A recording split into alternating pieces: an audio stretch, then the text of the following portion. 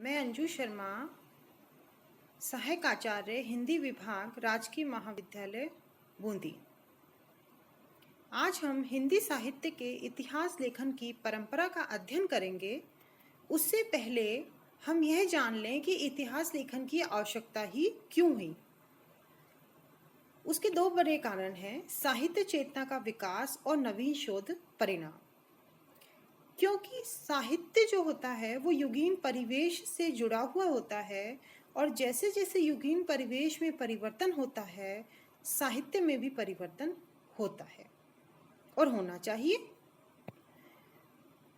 दूसरा कारण है नवीन शोध परिणाम। वो भी समय समय पर होते रहते हैं, तो उन सभी का समावेश हिंदी साहित्य में होना चाहिए।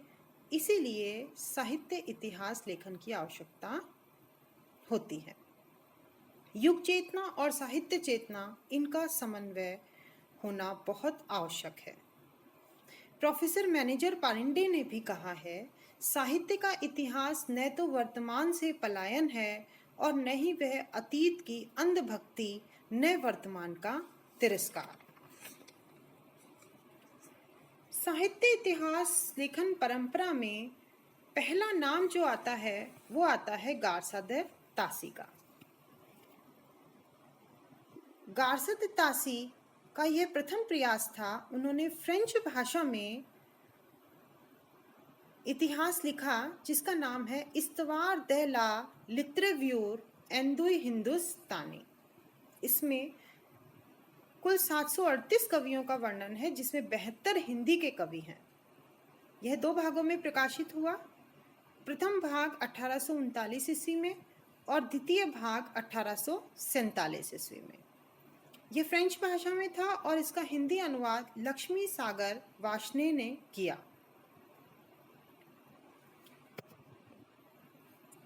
दूसरा जो प्रयास किया वो शिव सिंह सेंगर थे। शिव सिंह सेंगर ने शिव सिंह सरोज लिखा 1883 ईस्वी में। इसमें लगभग 1000 कवियों का वर्णन है। यह हिंदी भाषा में लिखा गया है। इसे महत्वपूर्ण प्रस्थान बिंदु कहा जाता है। उसके बाद जॉर्ज ग्रियर्सन का नाम आता है। काल विभाजन की दृष्टि से किया गया यह प्रथम प्रयास था। इससे पहले के जो इतिहास थे वो वर्णानुक्रम पद्धति पर लिखे गए थे। एशियाटिक सोसाइटी ऑफ बंगाल की पत्रिका के विशेषांक के रूप में यह छपा था, the modern vernacular literature of Hindustan. 952 कवि इसमें हैं। काल विभाजन का प्रथम प्रयास इसमें किया गया। इसकी भाषा अंग्रेजी है। जॉर्ज ग्रियर्सन स्वयं कहते हैं कि मैं आधुनिक भाषा साहित्य का ही विवरण प्रस्तुत करने जा रहा हूँ, अतः संस्कृत में ग्रंथ रचना करने वाले लेखकों का विवरण नहीं दे रहा हूँ। उर्दू को तो ये विदेश से लाई हुई भाषा कहते हैं। इनके संपूर्ण साहित्य को 11 कालखंडों में विभक्त किया गया। आदि काल को ये चारण काल नाम देते हैं और उसकी समय सीमा 700 ईस्वी से 1300 ईस्वी बताते हैं। इसका अनुवाद, ये अंग्रेजी भाषा में लिखा गया था और इसका अनुवाद किशोरी दास गुप्त ने किया। उसके बाद मिश्र बंधु विनोद का नाम आता है। मिश्र बंधु विनोद को लिखने वाले मिश्र बंधु थे, जिनमें श्याम बिहारी मिश्र, शुक बिहारी मिश्र और गणेश बिहारी मिश्र का नाम आता है। यह कुल 4 भागों में प्रकाशित हुआ और लगभग 5000 कवियों का इसमें वर्णन है। यह एक बहुत बड़ा ग्रंथ है। शुक्ल जी तो इसे बड़ा भारी इतिवृत्तात्मक ग्रंथ कहते हैं। नामवर सिंह ने इसे साहित्यिक पुनरुत्थान की लहर कहा है। और उसके बाद आचार्य रामचंद्र शुक्ल का हिंदी साहित्य का इतिहास आता है, जो साहित्य लेखन की परंपरा में मील का पत्थर है। यह वैज्ञानिक दृष्टि से लिखा गया, काल विभाजन की दृष्टि से लिखा गया एक श्रेष्ठ साहित्यिक इतिहास है। 1929 ईस्वी में लिखा गया था। इसका द्वितीय प्रकाशन 1940 में हुआ। ये साहित्य इतिहास पर प्रकाश डालते हुए लिखते हैं, जबकि प्रत्येक देश का साहित्य वहाँ की जनता की चित्तवृत्तियों का संचित प्रतिबिंब होता है, तब यह निश्चित है कि जनता की चित्तवृत्ति के परिवर्तन के साथ साथ साहित्य के स्वरूप में भी परिवर्तन होता चला जाता है। आदि से अंत तक इन्हीं चित्तवृत्तियों की परंपरा को परखते हुए साहित्य परंपरा के साथ उनका सामंजस्य दिखाना ही साहित्य का इतिहास है। अर्थात जैसे जैसे समाज में प्रवृत्तियां बदलती जाती हैं, मानव की सोच में परिवर्तन होता चला जाता है, वैसे ही साहित्य में भी अपने आप परिवर्तन होता चला जाता है, क्योंकि साहित्य समाज का ही दर्पण है। इन्होंने जो काली भाजन किया है वो बहुत महत्वपूर्ण है। ये हिंदी साहित्य के इतिहास को 4 कालों में विभाजित करते हैं। आदिकाल, जिसे ये वीरगाथा काल नाम देते हैं, और इसकी समय सीमा संवत 1050 से 1375 ईस्वी मानते हैं। दूसरा पूर्व मध्यकाल, जिसे ये भक्ति काल कहते हैं, इसकी समय सीमा संवत 1375 से 1700 विक्रम संवत तक मानते हैं। उत्तर मध्यकाल, जिसे ये रीतिकाल नाम देते हैं, संवत 1700 से 1900 तक मानते हैं। आधुनिक काल, जिसे गद्यकाल नाम देते हैं, संवत 1900 से 1984 तक मानते हैं। डॉक्टर रामकुमार वर्मा का काली भाजन भी इनसे बहुत कुछ मिलता जुलता है। आचार्य रामचंद्र शुक्ल ने लगभग 1000 कवियों का चित्रण किया है और आदिकाल के प्रकरण 3 में वीरगाथा काल का उल्लेख करते हैं।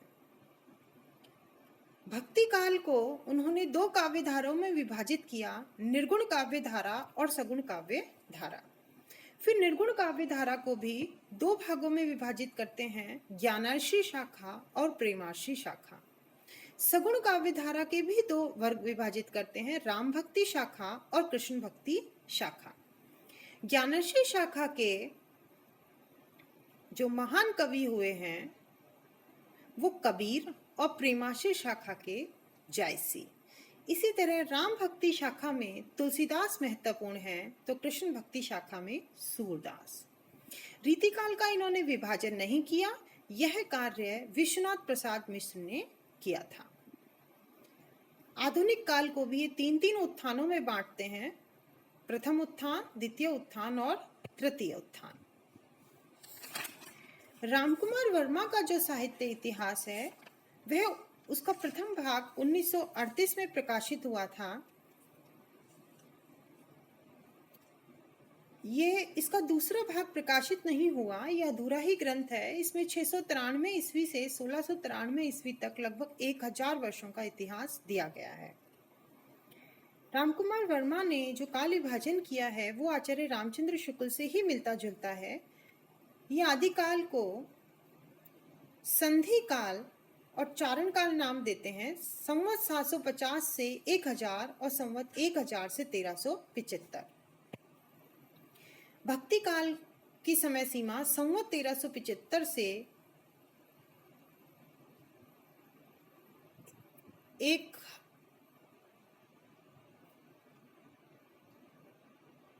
1700 तक मानते हैं और आधुनिक काल की समय सीमा संवत 1900 से अब तक मानते हैं।